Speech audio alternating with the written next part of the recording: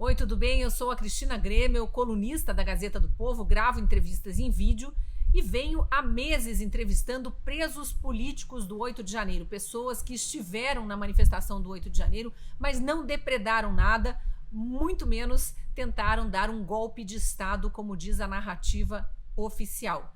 Hoje eu sigo com essas entrevistas para tentar entender o que de fato aconteceu no 8 de janeiro, mas não com um preso político, e sim com uma testemunha ocular do 8 de janeiro. Alguém que esteve durante semanas no acampamento em frente ao QG do Exército em Brasília, participou da manifestação do dia 8, chegou a entrar no prédio do Congresso Nacional, onde ficam a Câmara e o Senado, viu muita coisa depredada e tem um testemunho importante a dar. Ele saiu de lá, não foi preso e obviamente não quer se identificar, por isso a gente está preservando a imagem e a voz desta pessoa.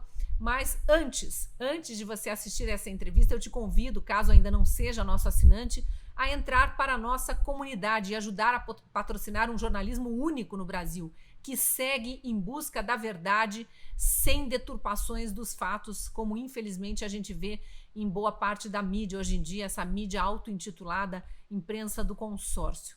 E para ser nosso assinante, eu te convido a aproveitar a promoção exclusiva de janeiro, está nos últimos dias, a promoção de R$ 1 por mês nos primeiros 3 meses, para ter todo o conteúdo da Gazeta do Povo desbloqueado e inclusive receber em primeira mão o livro digital que eu publiquei no dia 8 de janeiro, para marcar a data em que eu trago relatos de alguns dos vários presos políticos que eu entrevistei ao longo do ano de 2023, um conteúdo exclusivo para assinantes da Gazeta do Povo. Para se tornar um dos nossos assinantes, basta apontar a câmera do celular para o QR Code que aparece na tela, ou, se estiver assistindo esse vídeo pelo celular, clicar no link que está na descrição do vídeo. Então, eu recomendo agora você pausar esse vídeo, clicar no link, tornar-se nosso assinante e depois voltar aqui para assistir a entrevista dessa testemunha ocular do 8 de janeiro. E depois, claro, te convido a maratonar por todo o conteúdo exclusivo para assinantes da Gazeta do Povo.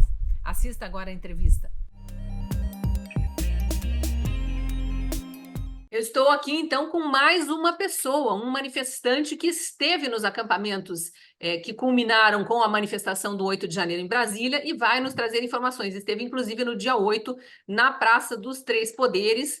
Não quero se identificar por questões de segurança, mas eu agradeço demais, viu, tua disponibilidade em falar aqui com os ouvintes, com os seguidores, com os assinantes da Gazeta do Povo e com os brasileiros que querem, de fato, conhecer a verdade.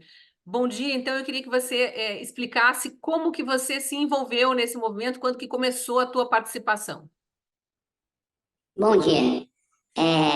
A minha participação começou efetivamente no ano de 2021, no dia 7 de setembro, onde eu fui na Avenida Paulista, em São Paulo. Eu sou de uma cidade do interior e foi uma caravana muito grande e eu estava no meio dessa caravana.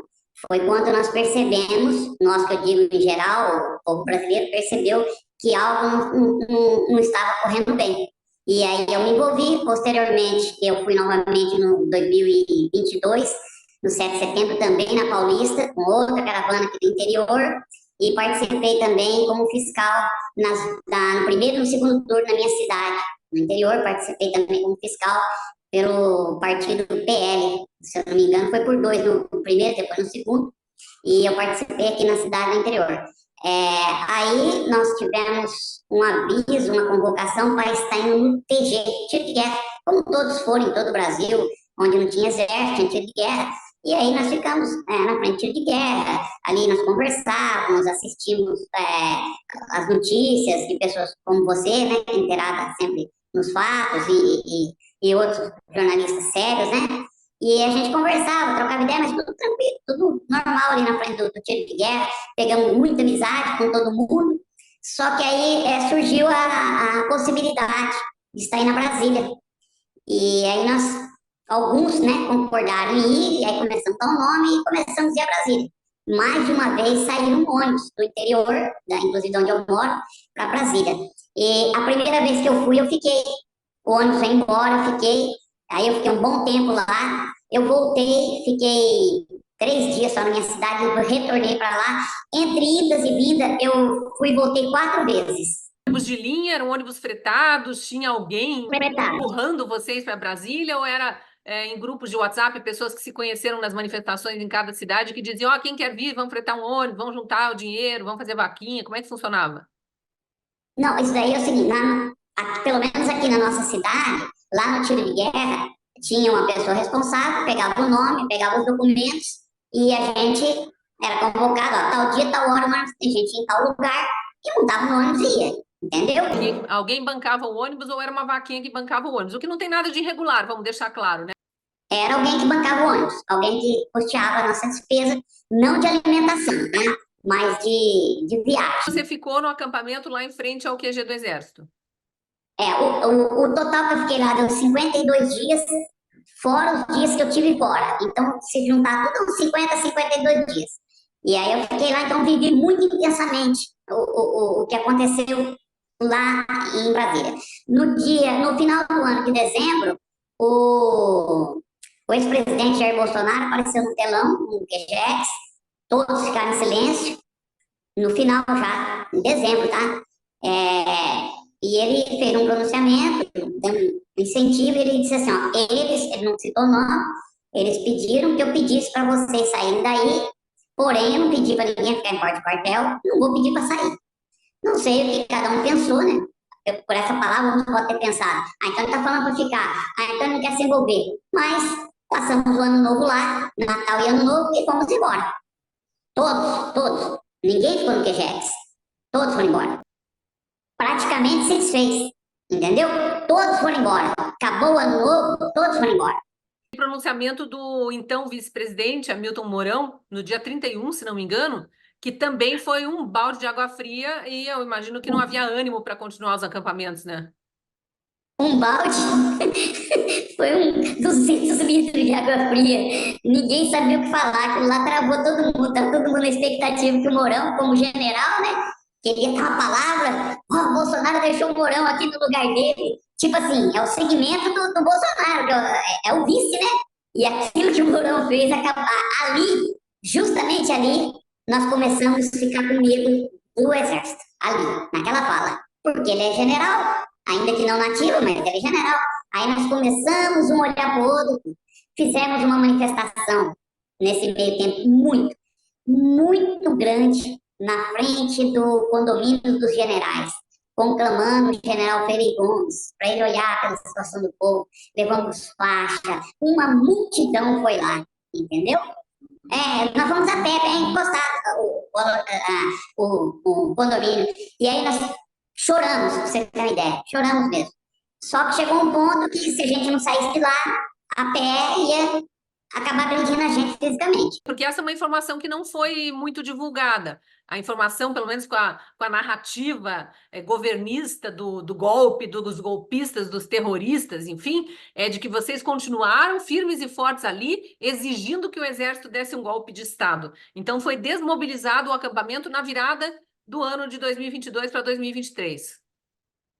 Isso. Todos foram embora. Pelos grupos de WhatsApp, e às vezes por alguma ligação, eu, no caso, foi ligação. No meu caso, ó, tem um ônibus saindo e dia 8 o pessoal vai lá, voltar para Brasília. Mas até então ninguém sabia o que ia acontecer em Brasília. Só dia 8 para Brasília. Eu não estava sabendo e até relutei um pouco em ir. Mas aí eu conversei com algumas pessoas que me apoiaram lá. Eu acho que você deve ir sim. Aí eu peguei e falei, tudo bem, então eu vou. Aí eu juntei com o pessoal que estava indo e fui também. Quando eu cheguei lá, saindo daqui dia 7, quando eu cheguei no dia 7 mesmo, montei a barraca nesse alojamento, que era o mesmo que eu estava, porque o alojamento ficou lá. A tenda ficou. Até por uma questão, acho que de contrato, ela ficou. Vocês tinham contratado, através de vaquinha, de doadores, enfim, uma tenda grande e embaixo dessa tenda colocavam as barracas, é isso? Não sei se por questão de contrato, como eu falei, mas estava lá. Aí nós colocamos as barracas e eu montei minha barraca. Aí, uma pessoa que estava comigo, que eu tinha conhecido já, do tempo que a gente estava lá, fez muita amizade, né? Com pessoas do Brasil inteiro. Ele falou assim, ó, nós estamos indo lá para a Praça dos Três Poderes. Aí eu perguntei, né, o que nós vamos fazer lá? Dia 8. E quando houve aquela convocação que você falou, vamos voltar para Brasília, é voltar para o acampamento. Não havia esse combinado prévio, pelo menos nos grupos de que você participava. Não, ninguém sabia. Eu tenho para mim que ninguém sabia que eu tenho para mim. Aí eu fui. Chegando lá, encontrei esse amigo meu, que é de um outro estado, e aí ele pegou e falou assim, ó, nós estamos indo, vamos descer para a Praça dos Três Poderes. Eu peguei e falei assim, ó, beleza então, deixa eu arrumar aqui. Ele falou, não dá tempo não, não arruma nada. Vamos lá, depois a gente volta e arruma tudo.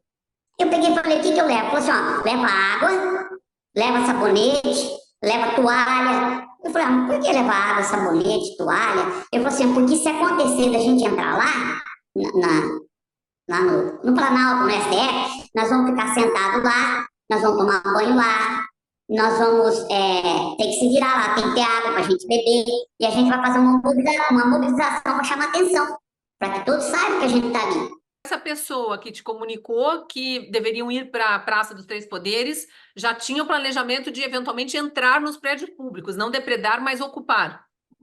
Isso, mas assim, de forma pacífica, levando água. Tanto é que muitas reportagens que você fez, fala assim, tem a impressão digital da água, que tá com uma garrafinha de água. Essa água era para ficar lá, ter água, sabonete, escova de dente, pasta. Não teve nunca uma briga, uma discussão, numa multidão. Nunca aconteceu nada.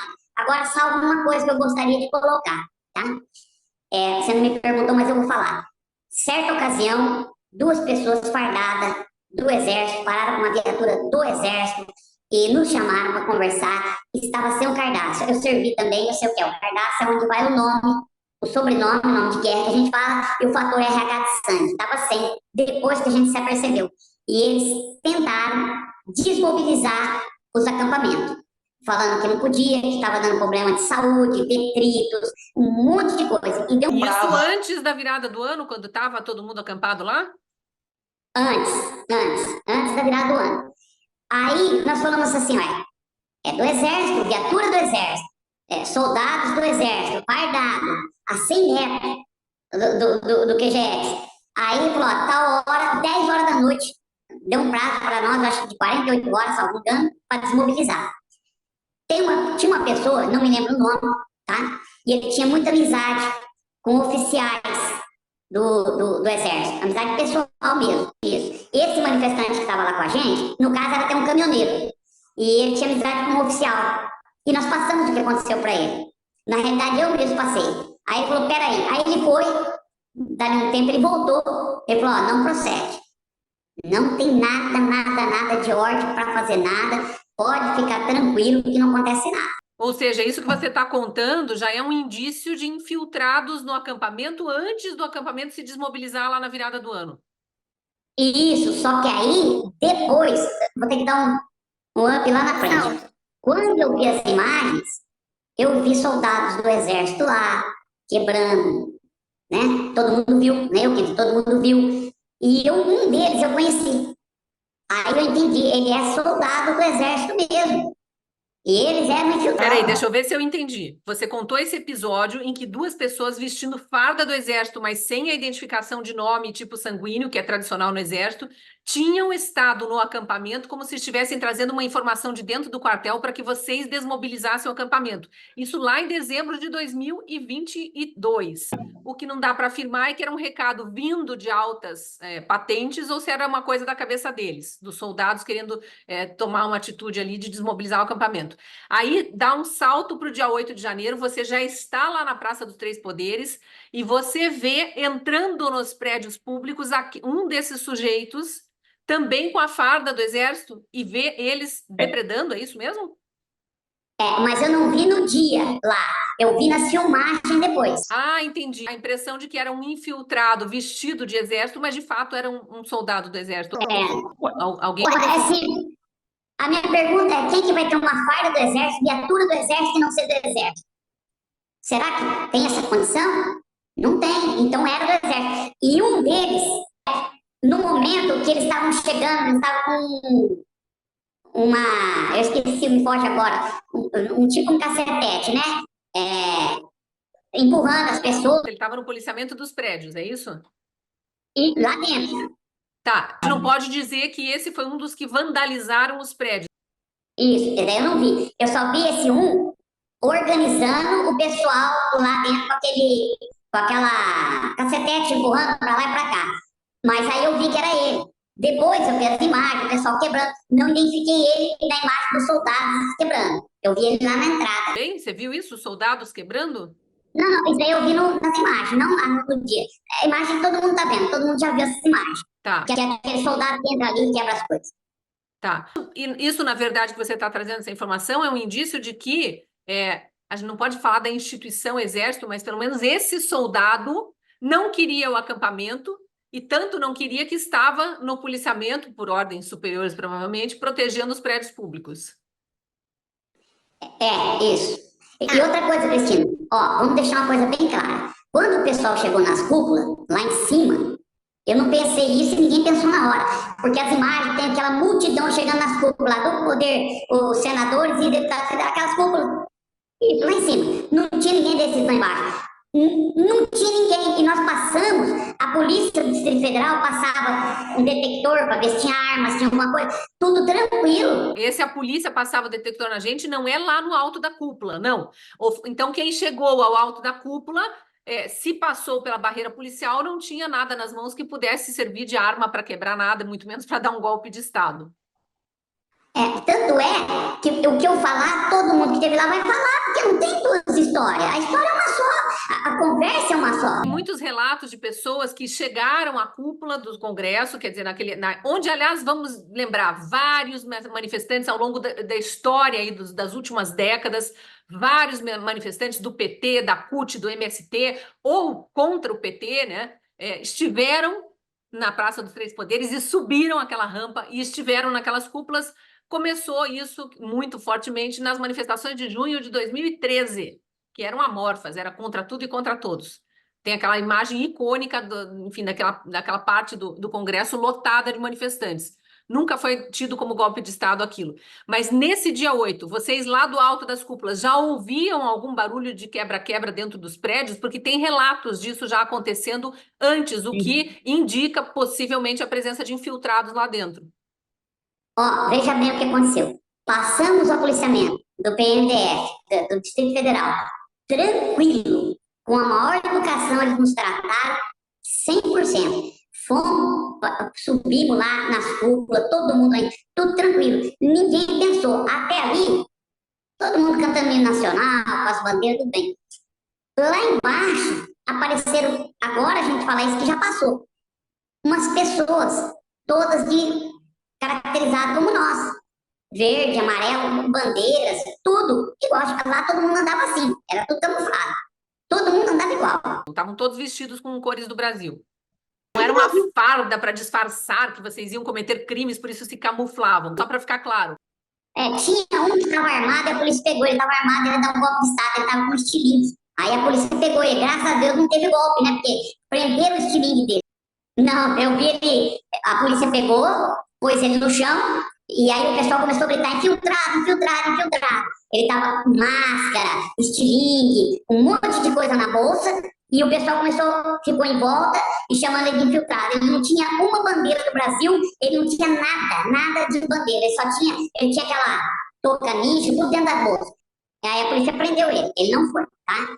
Aí nós descemos, quando a gente tava voltando na cúpula, umas pessoas lá embaixo, porque tem uma certa distância, lá de cima, até lá na Praça dos Três Poderes. Umas pessoas todas de roupa do Brasil, camiseta, bandeira, vamos dizer, umas 10 pessoas, nem isso. Mas dando sinal, assim, ó. A partir daquele momento, já não era mais pessoas caminhando, é uma turba. Entendeu? Aí virou uma turba. Porque desceram todo mundo de uma vez. Só que quando chegou lá, eu fui um dos primeiros a chegar, assim, junto com o pessoal, né? A maioria não desceu. A maioria ficou lá em cima, tá? Vamos deixar bem colocado. Desceu e virou uma turma. A maioria, a grande massa ficou em cima, não desceu.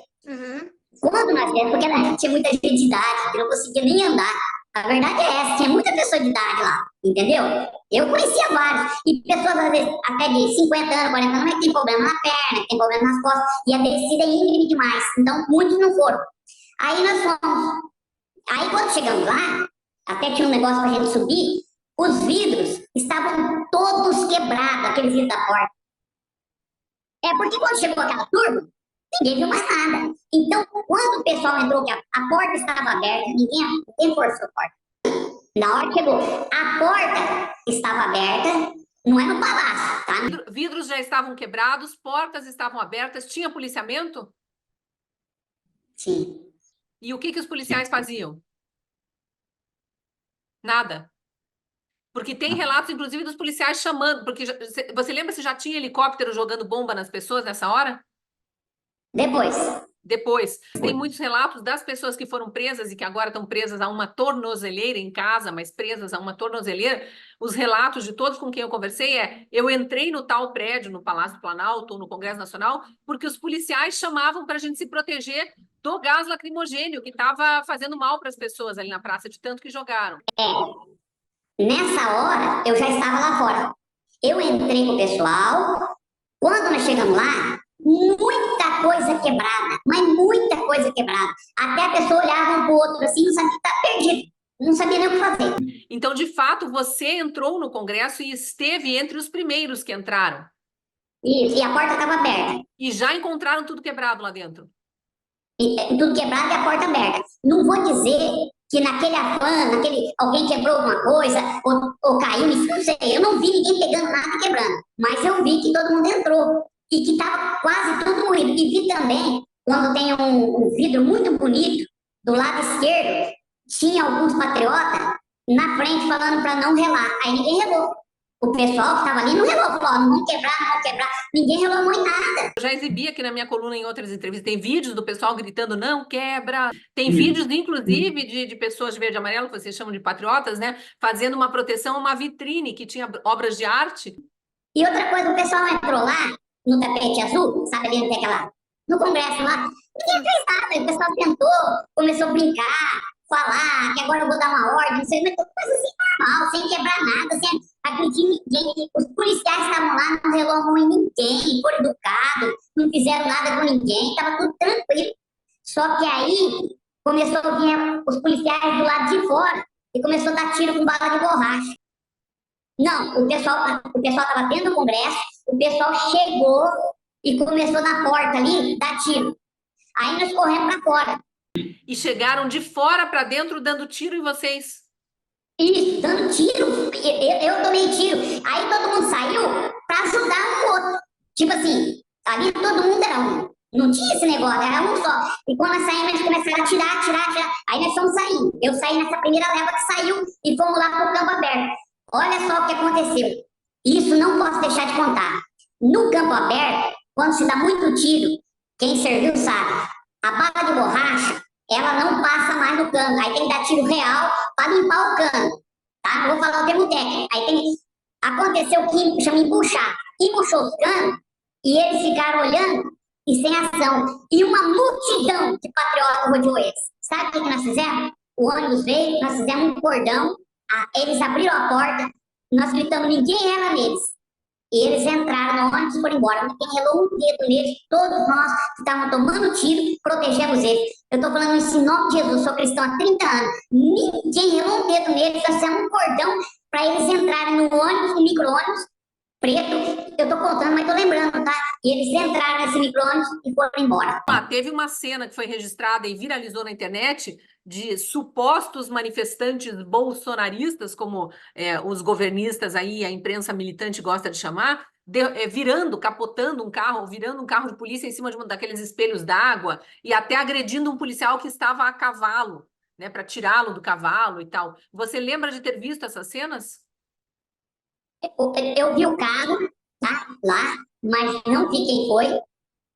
Não posso falar que eu vi. Eu vi lá o carro embicado na água, no espelho de água, tá? Os policiais estavam em volta, porém, os manifestantes estavam lá com os policiais perguntando se precisavam de ajuda para tirar o carro, alguma coisa, eles conversando com a gente. Estava tudo tranquilo ali. Nós perguntamos para eles se tinha alguma coisa e tal. Sempre, olha só, eu quero deixar uma coisa bem clara. Sempre os manifestantes, vamos chamar de manifestantes, tá? Não infiltrados, manifestantes, sempre estavam apaziguando e dando apoio para o outro e dando apoio para a polícia. A gente não queria problema. Eu já mostrei imagens, inclusive imagens oficiais, captadas pelas câmeras do Congresso Nacional, mostrando lá, enquanto tudo isso acontecia, lá nos fundos, vidros quebrados e gente descendo de rapel, né? A gente tem cenas de gente com boné do MST, bandeira da CUT, camisa do PT, quebrando tudo, e os manifestantes verde e amarelo gritando: olha quem está quebrando. Isso eu já mostrei aqui também. Né? Depoimentos como o teu, que não quiseram ouvir lá na CPMI, os deputados e senadores pró-verdade, digamos assim, né? Os opositores do governo Lula queriam, mas não conseguiam passar os requerimentos para que vocês fossem lá prestar depoimentos. Então, a gente está trazendo aqui para a nossa audiência as informações que deveriam ter sido investigadas pela CPMI, pela dona Elisiane Gama, que estava lá na tropa de choque do governo tentando esconder a verdade. Então, vocês, de fato, protegiam os policiais, mas o que a gente sabe é que no meio daquela confusão teve essa história do carro no espelho d'água, teve a história do policial que teria sido agredido por manifestantes, pode ter sido por infiltrados, pode ter sido por manifestantes exaltados, não sabemos, né? Essas pessoas não apareceram. Espero que um dia apareçam para dizer: eu agredi um policial no cavalo e eu deveria responder por esse crime de agressão e não aquelas pessoas inocentes que estão presas. Eu quero deixar bem claro uma coisa. Todos os patriotas que estavam lá no dia 8, todos, unânime, eles se protegiam uns aos outros e também a própria polícia. Inclusive, quando estavam dando tiro em nós, que não tinha mais munição, ninguém aproveitava, ou se aproveitava, melhor dizendo, para cima deles, porque estavam desarmados, sem munição. Não, a gente respeitava e até amparava, como eu disse antes. Então, não tem esse problema. Porém, chegou um momento, antes da intervenção, chegou um momento que começou a vir muitos policiais e atirar. Nesse momento, o pessoal que estava lá dentro não conseguia mais sair, porque era tanta bomba e tanto tiro que eles se sentiram protegidos em ficar lá dentro. Só que eu já estava aqui fora. Não foi premeditado, aconteceu. E é nesse momento também que os policiais lá de dentro dos prédios chamavam, pelo relato de quem foi preso e já me deu entrevista, chamavam especialmente as pessoas mais velhas que estavam com dificuldade de respirar por conta das bombas de gás lacrimogêneo, mas também muitos feridos por balas de borracha que foram miradas neles. Os policiais chamavam para se abrigar dentro dos prédios públicos, que não tinha para onde correr. Exato.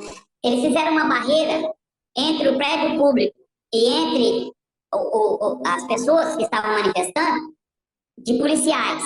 E eles agachavam, atiravam.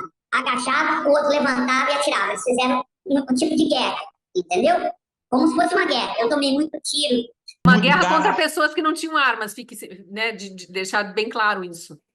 Não tinha nada. A gente não tinha nada. O que a gente tinha, tinha garrafinha de água, só que aí nós começamos a pegar, jogar água no rosto, se ninguém sabia, molhar pano, pôr no rosto, porque era muito gás. E de repente, a gente olha para cima e vê um helicóptero. Até aí, a gente só viu um helicóptero. Aí ele começou a fazer voos muito baixos. Rapaz, dali a pouco eles começaram a jogar tanta bomba na gente, mas tanta bomba, que ninguém conseguiu ver mais ninguém. De tanta bomba que esse helicóptero jogava. Mais jogaram bomba. Aí a gente tinha o pessoal atirando e o helicóptero jogando bomba. Até de um que estava perto de mim e falou assim: ó, pela convenção, né, se ele falou de Genebra, helicóptero não pode ser usado para jogar bomba em manifestante. Eu escutei algum deles comentando isso. Não é uma questão de guerra. Nós somos manifestantes, eles não podem fazer isso. Mas aí eles, bomba, e o pessoal dando tiro na gente, bala de borracha. Dizem que teve gente que tomou tiro real. Eu não vi.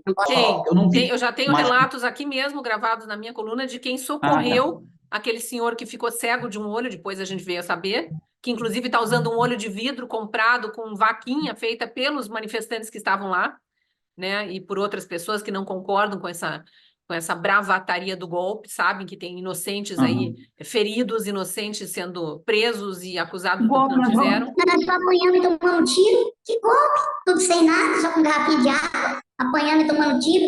Aí depois aí começaram a gritar assim, ó: saiu no Jovem Pan que o presidente pediu intervenção. Aí, de repente, que nem uma nuvem. Aí eu já tava subindo, indo embora. Mas que nem uma nuvem. Aí veio a cavalaria, aí veio o pessoal do exército, aí veio mais policial. Aí eles não tiveram dó de ninguém. Eu vi pessoas de idade. Eles bateram mesmo, derrubaram no chão, Não tiveram dó, aí eles foram vindo pra cima mesmo, muitos, muitos. Aí eles começaram a bater mesmo, vi pessoa de idade apanhando na grama, eles pisando com o coturno na garganta aqui, ó.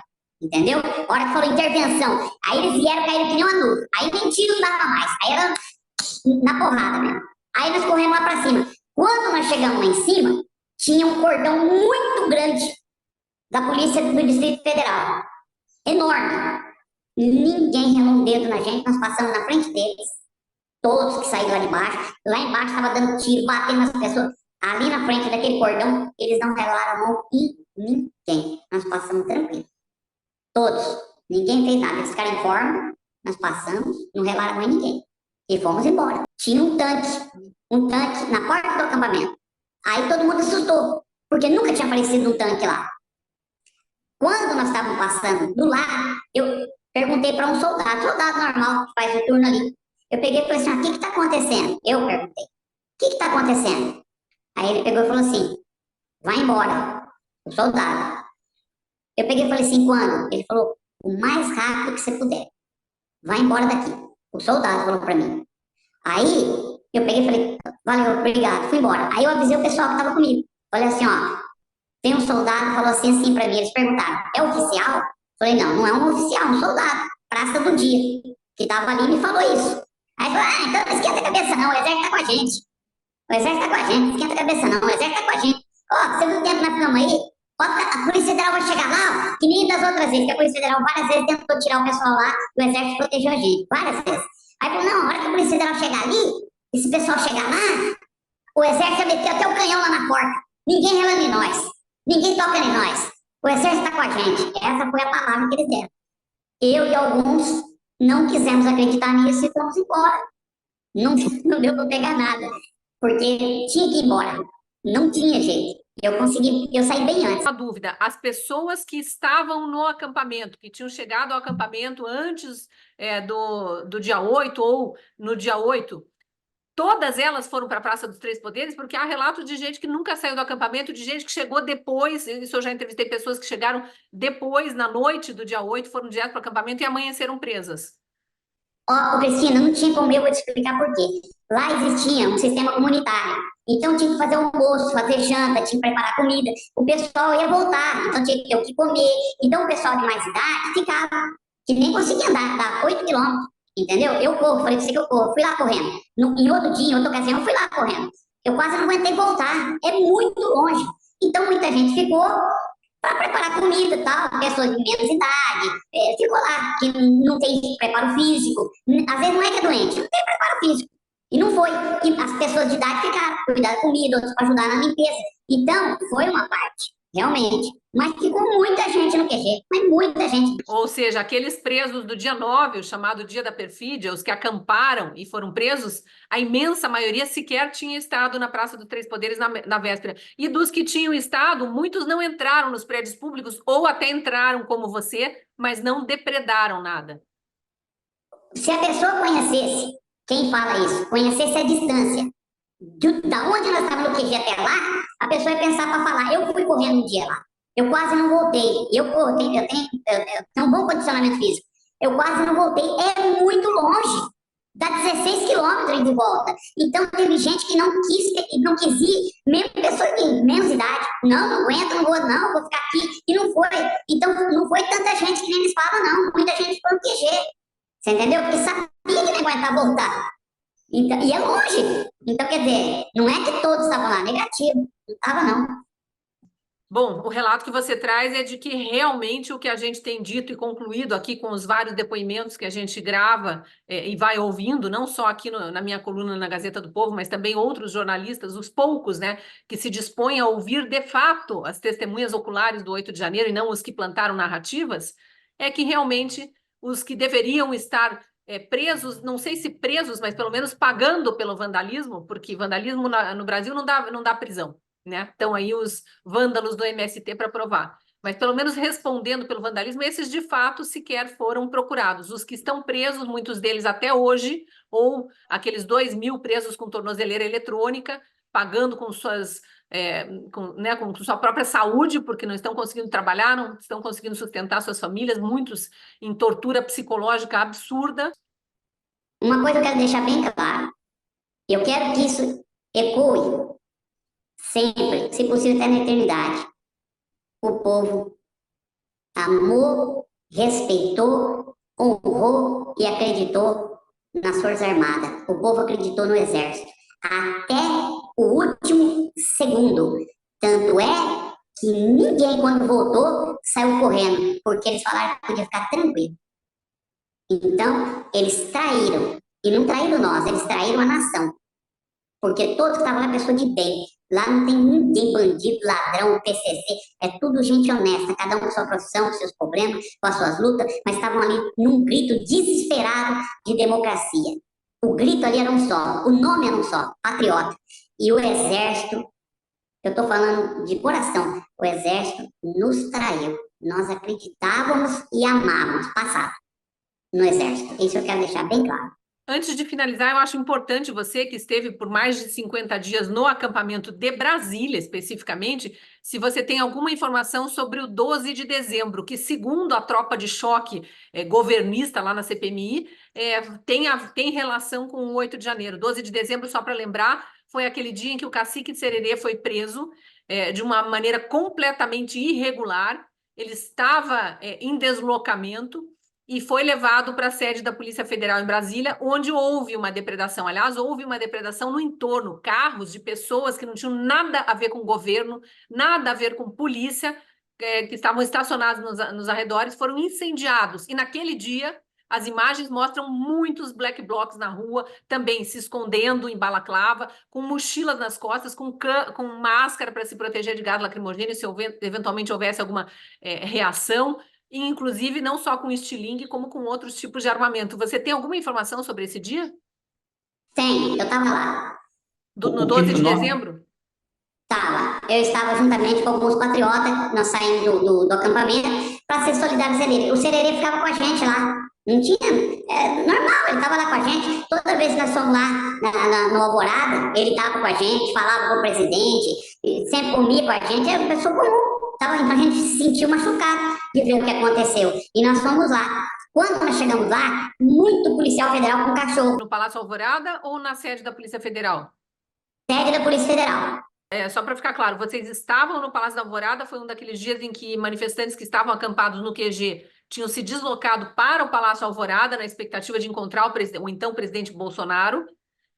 Alguns dias eu lembro que ele saiu, ele teve um dia que ele conversou, inclusive, com o cacique, naquele espelho d'água, né? Eu não lembro se foi nesse dia, mas... e vocês se deslocaram depois e viram a prisão do cacique, é isso? Explica melhor. O ex-presidente apareceu 3 vezes, em todas as vezes nós fomos lá. Uma vez, o Sererê falou comigo, das 3, uma, tá? Nós fomos lá 5 vezes, eu contei. 3 ele apareceu, uma o Sererê falou. Nessa outra que o pessoal tá vindo para lá, a gente não tinha ido ainda, ia ir para lá. Prenderam o Sererê, pararam a caminhonete que ele tava, o carro que ele tava, no meio da pista, jogaram ele no chão e prenderam ele. Aí veio a notícia para nós, não vamos para Alvorada. Por quê? Prenderam o Sererê. Aí uma quantidade de pessoas do acampamento foi lá para a Polícia Federal, para ver o que tinha acontecido. Chegamos lá, já tinha outros patriotas lá. Só que a hora que nós chegamos lá, a Polícia Federal estava com os cachorros, eles estavam de máscara e com os cachorros. E eles começaram a correr atrás dos patriotas. De repente, nós saímos correndo. Por quê? Eles começaram em cima da gente. E carro pegando fogo, bomba para todo lado. Eu corri. Veja bem, o pessoal patriota estava na frente da sede. Como que eles iam pôr fogo? Porque eles estavam ali, todo mundo. Não tem como. Eles sempre andam em grupo. Os patriotas nunca se separaram. É sempre em grupo. A Bilhas, eles andavam em grupo, nós estávamos ali. Quando a polícia chegou e começou a desmobilizar, eu estou falando de mim, que a essa altura veio o helicóptero. Eu corri. Quando eu corri, uma pessoa me pegou pelo braço. E veio comigo, e era um black bloc. Mas eu nem fiquei vendo roupa preta, mas falei, é amigo, tá me salvando aqui dos tiros. E eu corri com eles, entendeu? Junto com esse pessoal de preto. Eu, contando de mim, experiência minha. Quando chegou numa altura, e nós paramos para dar uma respirada, ele tirou a touca. Aí eu vi que era alguém que estava com a gente no acampamento.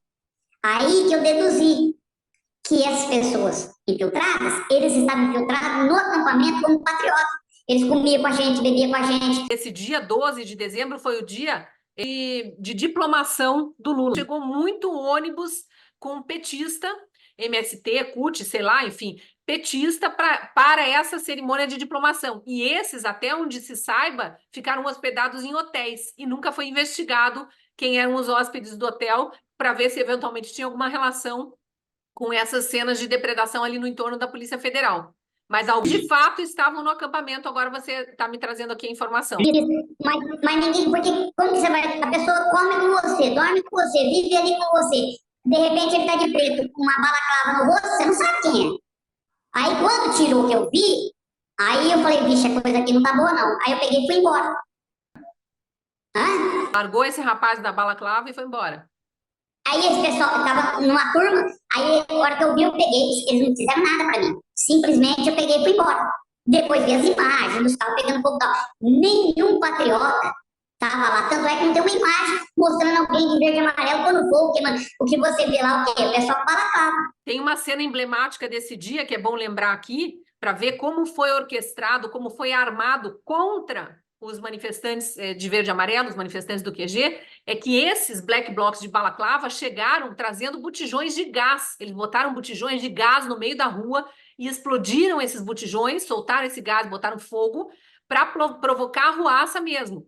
Nunca eu vi esse tipo de operação sendo executada por manifestantes de verde e amarelo. Pode ser até que eles estivessem de verde e amarelo, mas, de fato, eles tinham a identidade escondida no anonimato da balaclava, e isso as imagens mostram, e provocaram muita arruaça, fogo na rua, botaram fogo em carros, né? E tentaram, de fato, atacar a sede da Polícia Federal lá de alguma forma para jogar a culpa, provavelmente, nos que estavam lá pacificamente. Tanto é que se eu fosse pego lá na hora, eu era o único descoberto com a bandeira do Brasil. Os outros tudo de balaclava, só eu andando com o rosto aberto. Nenhum patriota, a tempo algum, colocou alguma coisa no rosto. Tanto é que estão presos. Por que estão presos? Por identificar. Nunca se esconderam. Porque eu sou sincero, eu não sei o que é ficar preso, nunca fiquei. Mas eu penso assim, há uma coisa que pode servir assim de, vamos dizer assim, de consolo. Não são bandidos, eles estão presos porque lutaram pela pátria. Eles estão presos porque lutaram por liberdade. Eles não precisam ter vergonha. Eu tenho vergonha do que está acontecendo no Brasil. Nós temos que ter vergonha do que está acontecendo no Brasil. Eles não. Eles lutaram pelo Brasil, pela democracia. Eles não estão lá, ai, como está o crime. Impressionante, não sei se você já deve ter visto essas cenas, toda vez que eles são soltos, quase sempre tem alguém com bandeira do Brasil nas costas. Eles saem da prisão, onde estiveram presos por arbitrariedade, por tirania do Estado brasileiro, do Estado de exceção que nós estamos vivendo, mas não abandonam sua pátria, nem seu amor à pátria. Né? O que eu estava tentando dizer aqui, que eu te interrompi, peço desculpas, é que, de certa forma, a narrativa daquela ala governista da CPMI está certa. O 12 de dezembro tem relação com o 8 de janeiro, no seguinte sentido, e é isso que eles não dizem: os black blocs infiltrados no meio dos manifestantes pacíficos já estavam lá no 12 de dezembro provocando atos criminosos, protagonizando atos criminosos, depredações, para tentar fazer parecer que eram outras pessoas que faziam isso. Né? Então, eles já estavam, de fato, criando uma narrativa de terrorismo e de golpe. Eles estavam fazendo isso. Ô, Cristina, nem o Exército, ninguém nunca conseguiu fazer o que nós fizemos. No QG tinha multidões. Nunca se achou um papel jogado no chão. Nunca, nenhum papel, era tudo varrido, a gente fazia troca de turno, varria, limpava, lavava, nunca teve tão limpa a Praça dos Cristais que nem quando a gente esteve lá, nunca teve balbúrdia, só tinha oração, tinha o pessoal católico, o pessoal evangélico nas tendas, e tinha oração, tinha culto, nunca deixamos uma sujeira, o exército nunca precisou intervir numa briga, nunca aconteceu nada de anormal, o pessoal cortava o cabelo e fazia a barba desculpa, de graça, tinha uma garrafa de 5 litros de plástico, cortava em cima. Eu tô falando e lembrando. Você jogava o dinheiro ou dava um pix, mas o cabeleireiro cortava de graça, entendeu? Era uma união, ninguém sujava, ninguém quebrava. Eu vou ser sincero pra você, de coração, eu não queria nunca sair de lá. Eu queria morar lá. Era muito amor envolvido, muita paz. Eu queria morar lá, eu queria que aquilo nunca acabasse. Porque era muito respeito, todo mundo se amava, todo mundo ajudava todo mundo. Nunca ninguém falou em golpe, nunca ninguém falou em nada. A gente só queria uma reação para voltar a ser o que é. Só isso. Eu queria finalizar aqui que você deixasse um relato de como você se sente vendo tanta gente inocente presa, sendo julgada, sendo condenada a penas maiores do que aquelas que são impostas a homicidas, a latrocidas, a estupradores, a pedófilos. Qual é o sentimento que fica no teu coração?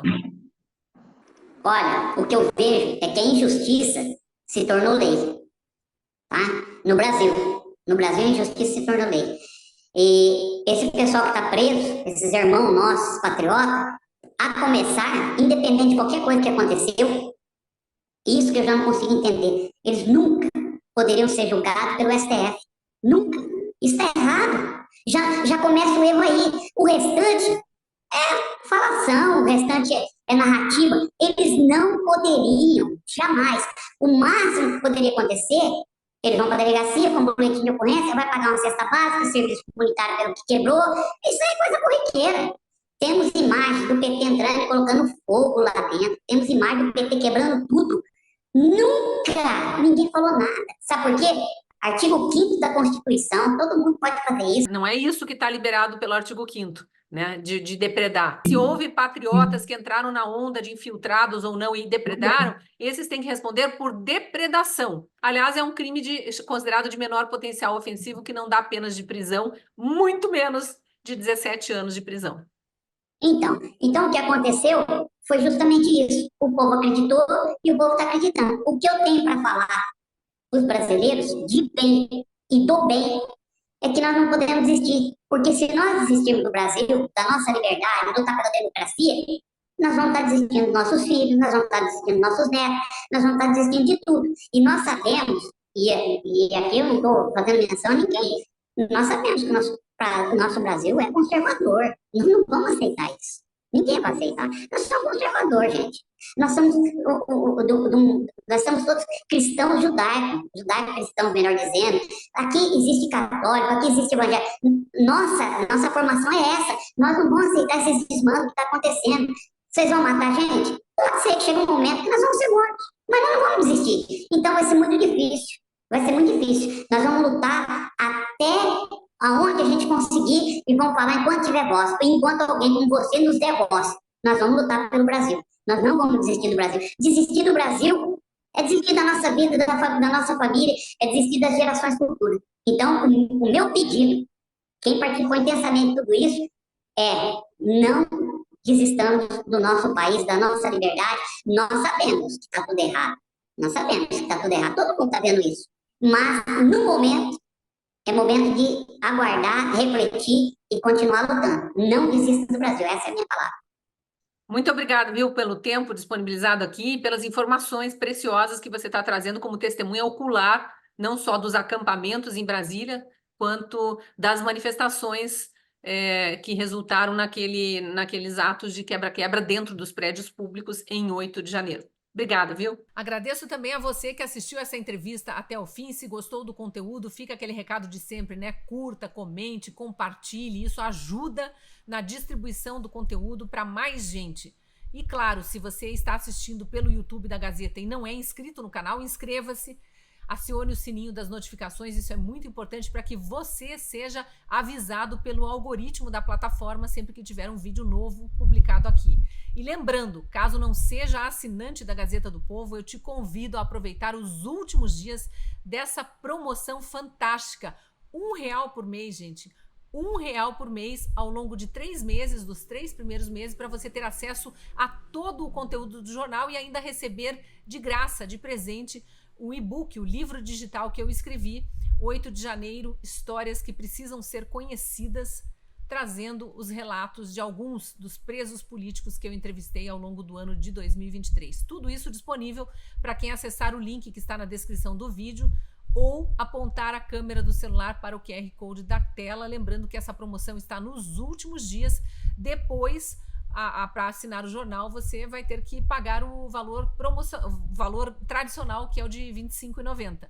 Então, no valor promocional, R$1 por mês nos 3 primeiros meses. Depois, a assinatura passa a ser cobrada no valor normal. E claro, você pode cancelar a assinatura a qualquer momento, mas a gente acredita que vai continuar conosco, porque o conteúdo da Gazeta do Povo é único e, sendo assinante, você ajuda a patrocinar um jornalismo vivo, real, que busca a verdade e não impõe narrativas para vocês.